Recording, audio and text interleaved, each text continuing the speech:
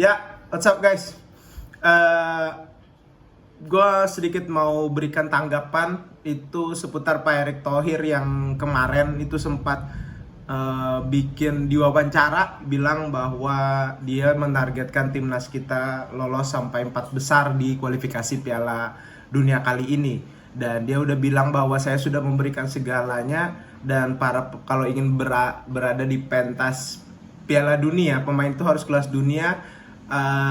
Dan juga pelatihnya juga harus kelas dunia. Ya, ini kita tahu bahwa Pak Erick Thohir menargetkan, seperti yang kita tahu, targetnya adalah lolos ke putaran ketiga ya, yaitu sebagai di peringkat keempat.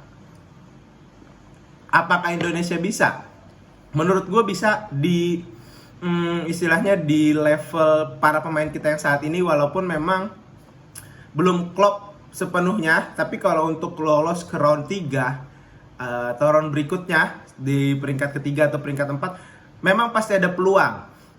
Nah, memang yang gue sedikit agak sayangkan adalah gue tetap dukung memang target ini realistis untuk PSSI, Sintayong, Timnas, dan juga Pak Erick Thohir memberikan target yang realistis. Kenapa? Karena dengan segala materi pemain kita, dengan kita yang baru berkembang, tapi memang yang gue sangat sayangkan adalah momennya saat seperti ini gitu, dimana kita masih di peringkat kelima itu dengan cuman dapet 3 poin ya.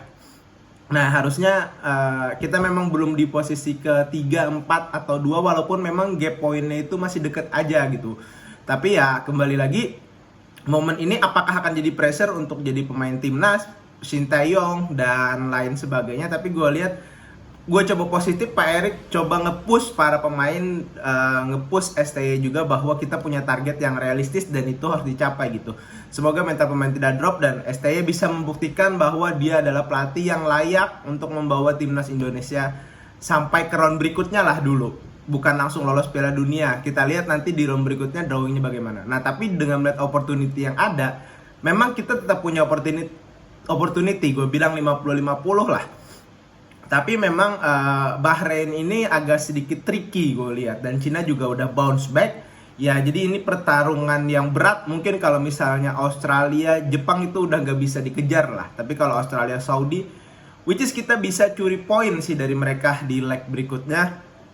Dan match day bulan November itu kita akan home 2 kali, dimana kita akan ketemu Jepang dan ketemu Saudi. Nah, dimana Jepang yang sebenarnya gue harapin Jepang itu kemarin menang lah sama Australia. Jadi mereka udah punya poinnya udah banyak dan ya mereka agak sedikit melempem lawan timnas. Tapi melihat kemarin Jepang ditahan imbang Australia, sebenarnya Australia nggak bagus banget juga dengan pelatih baru. Tapi apakah mungkin fighting spirit Jepang akan bangkit lagi dan dia akan berjuang habis-habisan di GBK? Tapi ya semoga kita minimal bisa nahan imbang Jepang dan raih kemenangan sama Saudi lah. Ya, melihat target ini pun juga Pak Erick memang sebenarnya melihat dari kondisi timnas kita yang udah dihuni pemain-pemain yang bagus lah. Bukan pemain top, tapi pemain-pemain yang cukup oke kalau gue bilang.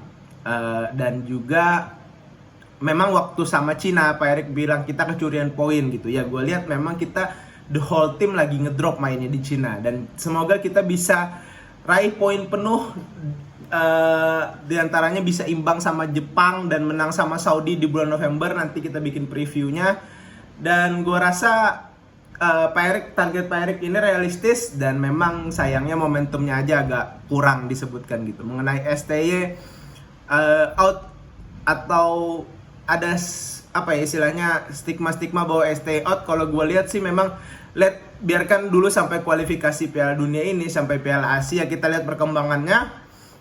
Dan kalau memang STY masih bisa perform, ya nggak apa-apa gitu. Tapi kalau memang STY udah nggak perform, ya which is nggak bisa ditolerir, karena memang dimana kita tahu timnas targetnya banyak gitu. Dan juga dengan segala hormat, PSSI juga sudah memberikan amunisi yang dibutuhkan oleh STY gitu. Dan juga dengan hal ini wajar kalau Pak Erick dan PSSI memberikan target yang lebih tinggi lagi kepada STY gitu. Dan mungkin juga ada klausul atau perjanjian di mana ada kenaikan gaji, atau memang ada perjanjian bahwa STY harus bisa lolos sampai ke round 3 dulu, dan mungkin di Piala Asia juga lolos grup lah ya. Jadi mungkin target-target itu yang dimana ada perjanjian antara Pak Erik dan STY yang kita sendiri tidak tahu. Tapi kalaupun memang target itu tidak tercapai, mungkin saja STY bisa dipecat. Tapi so far gue tetap dukung STY. Semoga dia belajar dari kesalahan lawan Cina lah. Karena kesalahan lawan Cina itu fatal, karena menurut gue mencadangkan Tom Haye itu fatal sih. Karena memang kalaupun memang Tom Haye tidak bisa bermain 90 menit, toh di Eropa dia main 90 menit kok di klubnya. Terus juga kalaupun memang tidak bisa karena faktor cuaca, kenapa nggak mainin Tom Haye dulu di babak awal gitu, di 60-70 menit lah, baru dirotasi gitu ya. So far ini mungkin agak blunder, dan memang dari pemain kita lagi off day aja waktu sama lawan Cina. Semoga kita bisa raih poin-poin bagus dan kita bisa lolos ke 3-4 lah. Oke, segitu dulu video kali ini. See you di video selanjutnya.